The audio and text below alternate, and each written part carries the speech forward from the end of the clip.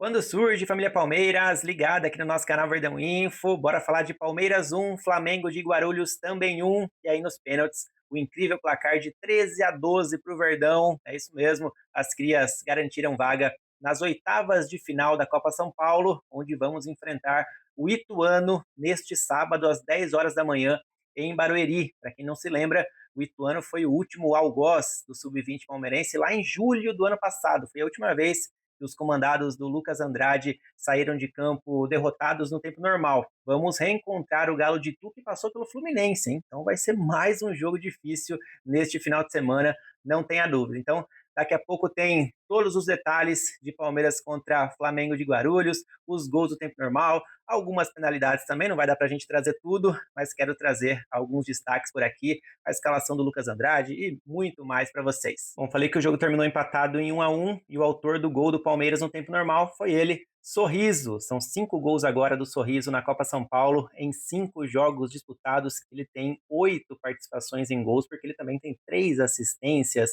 nessas partidas e tem sido decisivo demais no mata-mata, né? Segunda fase da Copinha, estava 3-2 para o Vitória até a reta final da partida, e aí o Sorriso descolou um cruzamento certeiro na cabeça do Vitor Gabriel, que empatou o jogo e aí levou a partida para os pênaltis. O Verdão passou, então Sorriso já tem uma assistência decisiva na rodada passada e agora marca um gol decisivo também, importante. Na verdade, agora ele abriu o placar, né? A Vitória empatou no segundo tempo, daqui a pouco a gente vai falar mais sobre isso.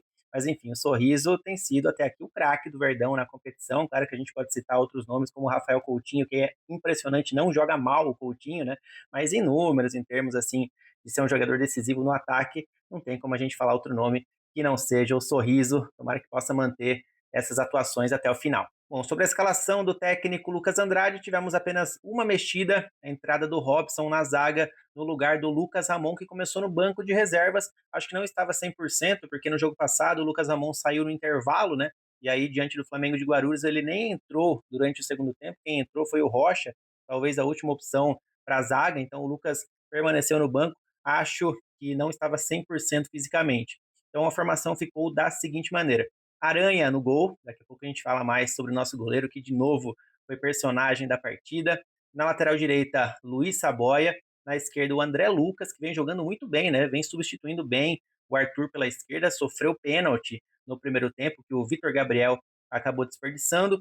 Vamos lá para a zaga, portanto, o Robson entrando e jogando ao lado do Thiago Pimenta. Mais à frente, capitão do time Rafael Coutinho ao lado do Fábio, e o quarteto de frente, ainda com Felipe Tereza, que jogou bem, hein? Contra o Flamengo de Guarulhos, sem dúvida alguma, a melhor partida do Tereza com a camisa do Palmeiras. Deu assistência pro gol do Sorriso, inclusive, e jogou na frente, ao lado do Eduardo Conceição, do Sorriso e também do Vitor Gabriel. Bom, o Verdão abriu o placar aos 44 minutos do primeiro tempo. Olha o Felipe Tereza aí, ó, tabelando com o Fábio e acionando o Sorriso lá na frente. Camisa 7 palmeirense vai marcar o seu quinto gol na Copa São Paulo, vai brigar pela artilharia da competição e de canhota, né? Não é a primeira vez que o Sorriso marca com a perna esquerda na Copinha, nem é o seu pé dominante. Realmente uma jornada muito, muito boa do nosso camisa 7. E aí, minutos depois, ainda no primeiro tempo, tivemos um pênalti ao nosso favor. Quem sofreu foi o lateral esquerdo André Lucas. E aí, na cobrança, o Vitor Gabriel parou no Matheus Roger, goleirão do Flamengo de Guarulhos, e parou, né? O herói do Verdão diante do Vitória tinha marcado 2 gols, né?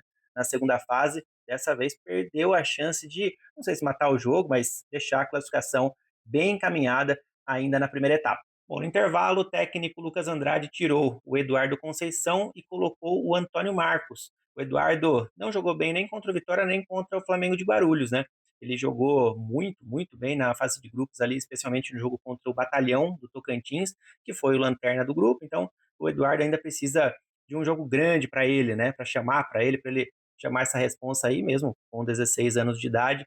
A gente ainda espera um grande jogo do nosso camisa 10 no mata-mata da Copinha. Bom, e se o Verdão desperdiçou uma grande chance de marcar o 2-0 no final do primeiro tempo num pênalti, o que dizer desse lance do Fábio no início da segunda etapa, cruzamento do Antônio Marcos, que entrou bem, e o Fábio, sem goleiro ali, conseguiu colocar por cima do gol. Palmeiras desperdiçando, quase fez falta. Na verdade, fez falta, né? Porque o Vitória viria a marcar o gol de empate. Daqui a pouco a gente vai assistir. E o Verdão precisou dos pênaltis para avançar. E aí, portanto, aquela máxima do futebol, quem não faz toma, entrou em ação, não teve jeito, aos 27 minutos da etapa final, cruzamento da direita, a bola cruzou toda a área, o Aranha saiu muito mal do gol e o Raul, goleador do Flamengo de Guarulhos, empatou o duelo e o resultado de 1-1 levaria a partida para os pênaltis. Justiça seja feita, o Aranha até fez uma ótima defesa no final do jogo, um chute ali de perna esquerda do lateral direito Vitor.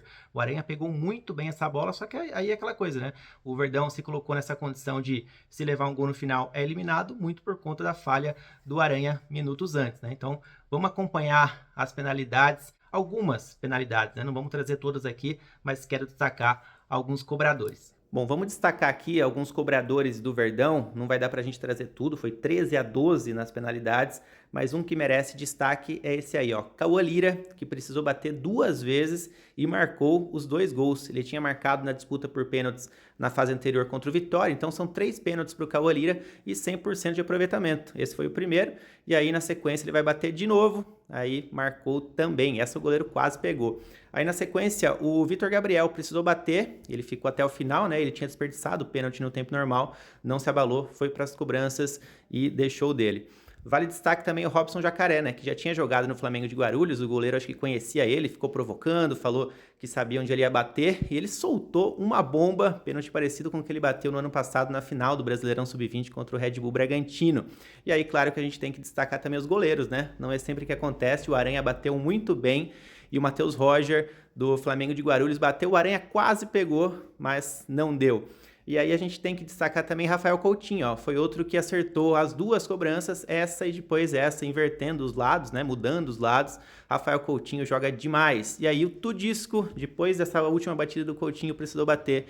E o Aranha finalmente fez a defesa classificando o Palmeiras. Bom, então tá aí, comentem aqui o que vocês acharam desse jogo do Palmeiras, as atuações individuais, se estão confiantes para o confronto diante do Ituano no sábado, e também sobre o Lucas Andrade, né, que foi bem dessa vez, né? Quando vai mal a gente critica, quando vai bem, eu acho que ele fez boas mexidas no segundo tempo, dessa vez não deixou o meio-campo exposto, pelo contrário, deixou um time mais compacto ali durante a segunda etapa. O Coutinho teve companhia do João Paulo, que atuou como primeiro volante, ele colocou um terceiro zagueiro ali, né?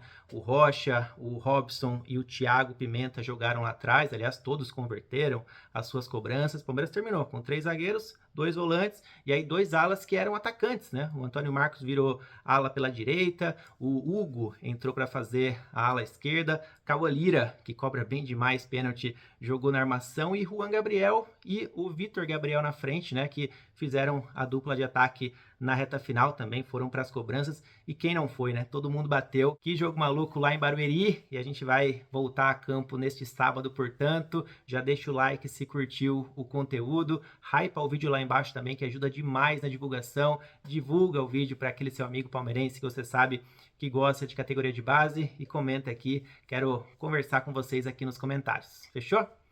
Tamo junto, galera, valeu, até mais!